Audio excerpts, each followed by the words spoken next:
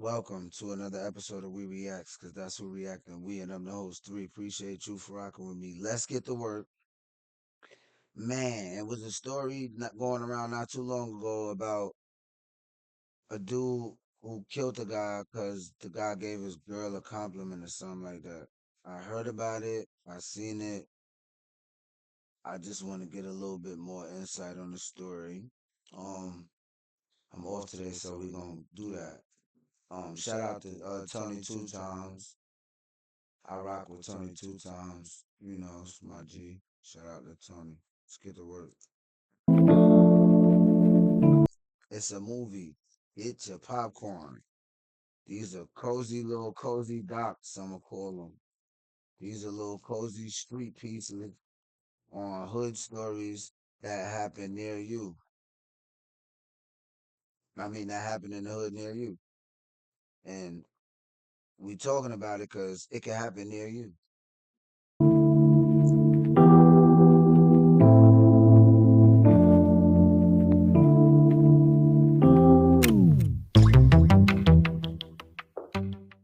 What's going on, YouTube, fam? It's your boy Tony Two Times, and we Happen. It's about to get real. back with another episode of Hood Tales, man. Before I start, be sure to tap that like button. Definitely watch this video to the end to hear the full story and all the details in the case. For my day one fam, y'all already know it's all love. Thanks for tuning back into another episode. If you're new to the channel and you feeling the content, feel free to subscribe. Definitely hit that notification bell so you can be notified every time we drop a new video. Oh yeah, feel free to share the channel with your peoples. Everybody is welcome. With that being said, let's get right into the story. When most people decide to approach someone of the opposite sex, that initial attraction is usually a physical one. Whether you like the way they dress, how they look, for men, it could be a woman's body. For women, maybe a man's hair or his mustache. And then after y'all lock in and get to know each other, that's when you can find out if it's more than just a physical attraction. Do they have good conversation? Are they honest? Have goals? Ready to be in a relationship? Now I can only speak for the men on this part. Once you have chosen your lady off those factors, her looking good, having a decent head on her shoulders, most of us understand if I find her attractive, so will other men. We learn that at a young age. Like if we walk through the mall with something decent, heads will turn. That's just what men do. Most keep it player and think to themselves, yeah, my girl is bad. She got all eyes on her, but she going on with me, so it's whatever. But some men can't handle that. They get jealous, possessive, don't want nobody looking at their girl, talking to her, or it's a problem. But that's not even realistic. Whether it's co-workers, the man at the gas station, or the mailman, most understand your significant other will have contact and conversation with other men. And if you know what type of woman you are dealing with, and you are on your A game, you shouldn't see them as no threat or have no worries. But it's unfortunately people out here that wants to lock a person down. Don't want nobody else even glancing in their direction. Because in their mind, that's the ultimate sign of disrespect. And there's nothing worse than an insecure, tender man with a gun and a chip on his shoulder. And on this episode of Hood Tales, we'll be taking it to Newport News, Virginia, to discuss the case of a man who crashed out, all because another man complimented his girlfriend. Back in 2022, 24-year-old Michael Faison Jr. was navigating life in Virginia, described as being outgoing, a people's person who loved conversation and being outside. The young man was in a good position. Michael was learning how to work on cars. He was employed by Jiffy Lube, but his main passion was tattoos. He loved everything about them. So this happened in 2022. I guess the dude must have just got sentenced or something, bro. Cause I don't know. I seen this recently somewhere. I don't remember where, but I know I seen like something talking about the dude killing somebody outside the store. He said something to his girlfriend. Was very interested on why people chose the tattoos they had, and he decided that he wanted to be a tattoo artist himself. Michael would often hang out at the 7-Eleven on Warwick Boulevard in Newport News, most of the time when he wasn't at work. Rather talking to the clerk, laughing with customers, or asking questions. Everybody knew the young man and knew he wasn't a threat and meant no harm. He just liked to talk and try to promote his business of doing tattoos. And another part of town was a 29-year-old man named Devon Jackson. Originally from the Bronx, New York, Devon had relocated to Virginia a few years prior and had found his way on the dating scene. He was in a committed relationship with a young lady who we will call Maya for the sake of the story. Some say he kept Maya on a short leash, was always around her, and didn't want her speaking to other men. On a nice summer day on July 8th, 2022, Michael Cannot be one of those kind of guys, bro. You just can't. Look what happened. was at the 7-Eleven like usual. It was at the 5 p.m. He walked in, bought a Slurpee, and just hung outside, talking to customers that was passing and going. That's when Devon and Maya pulled up to the gas pump. She got out the car and went in the store, as Devon stayed behind to pump gas. When she walked out, Michael Ben himself called the young lady over, and they started talking about tattoos. He complimented her tattoos, and she asked questions about his. He stated he was an up-and-coming tattoo artist, and he could definitely help her get more tattoos. Maya Okay, so it was just about tattooing. I wanted to get the backstory on it. Okay. She turned around to talk to him. It's about tattoo. He like a tattoo. All right, bro, I'm an up and coming tattoo artist. All right, cool. No harm. gave Michael her number after a brief conversation, then walked back to the car. Devon then asked her, like, who was that and what he wanted.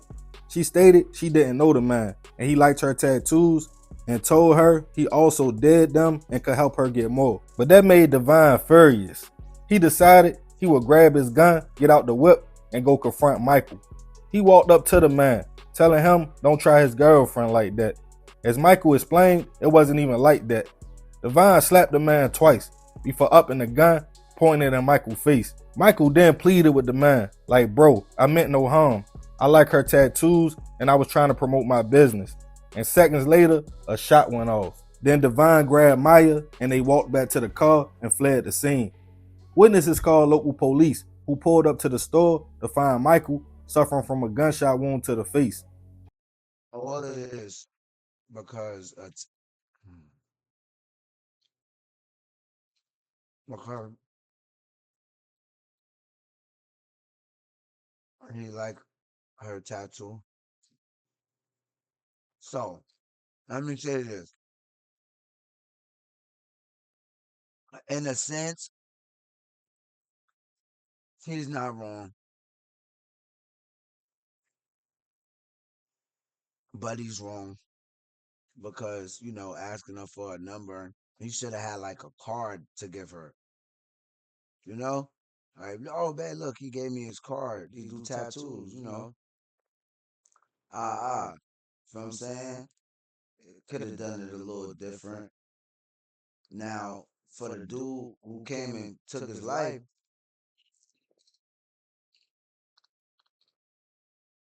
you gotta look at it from his perspective. Right. She could have just been like, he ain't said nothing and played it off, deleted his number, and went about her business. You feel me? If you know what kind of person he is, if you've been dealing with these people, you know what kind of people they are, right? So if you know they're gonna blow up, oh nah, man, that wasn't nothing. He said he like my tattoos. He said he a tattoo artist from out here and all that. Said he's an up and coming tattoo artist, and if you go in there and use like his name or his stamp, you get a discount. So say hook us up. You go over there. End the conversation. But He was rushed to a local hospital, but unfortunately, he wouldn't survive his injuries. Back at the store, the clerk who knew Michael well told the police what happened. They also offered surveillance footage from the store. It showed the whole encounter. Michael hanging out at the store, Maya walking out, and Devon confronting the man. Police were able to see the getaway car as well. They were able to track the car down that same night to a neighborhood and sat on it as it was parked on the street. Police waited to see if somebody would walk up to the car. A little bit after midnight, a woman was spotted walking towards the car. She was detained and questioned. Police determined the woman was the same woman from the video, and it was in fact Maya. She told police her and her boyfriend, who she called Sauce by his rap name, went to a Mexican restaurant that day to go eat. Then they went to a store to get gas. She said they had only been together for 3 months. And when they went to the gas station, Michael approached her about tattoos and they began. They only been together for 90 days. This nigga left the Bronx, only been with her for 90 days and crashed out and caught a body. Began talking. Him stating he was a tattoo artist, she said she harmlessly gave the man her number, thinking about giving the man a chance to do some work on her. But that made Sauce or Divine get mad. That's when the altercation happened. Police suspected Divine was hiding at Maya's mother's house in the area. They surrounded the house and got a search warrant, but eventually he surrendered and was taken into custody. He was charged with first-degree hit.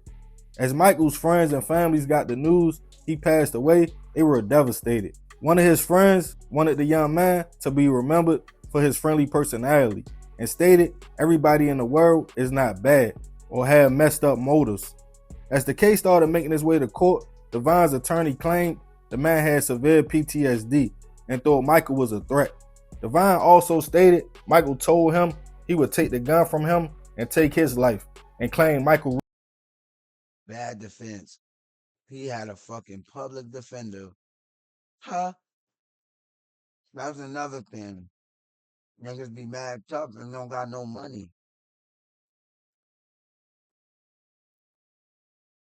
For me, that's ass backwards.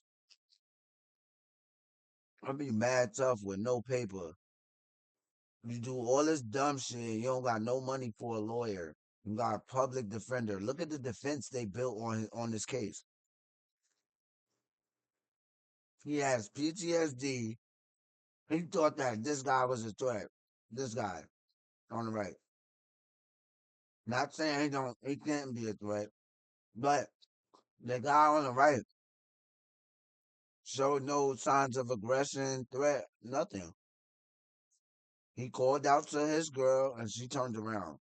She could have said, I'm in a rush and kept it moving. She also could have did that, but she didn't. The defense they built around this case is sorry. I know he ain't spend no money on this lawyer.